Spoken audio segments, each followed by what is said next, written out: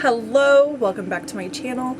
I am going to tell you what I would buy during the Sephora sale, what my favorite things are that I'm using all of the time. It's kind of a little bit similar to my March favorites video, but the Sephora sale is in a couple days, so hopefully I get this edited and up, but you know, mom life, I don't know.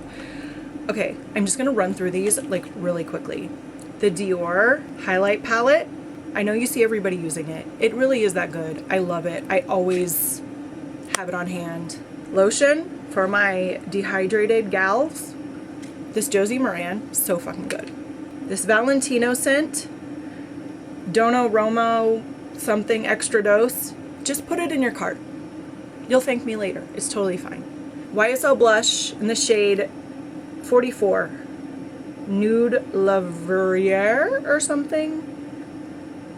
Like, you need it. You need it. I wear it every day. I can't stop wearing it. It's so fucking good. Brushes. Okay, the Hourglass brush.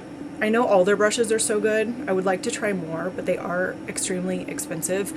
But this brush in particular can do a lot of things. A very good multi-use brush. You could use it for concealer. You could use it, I use it for contour. Like, you could use it for foundation. Multi-use brush, so good.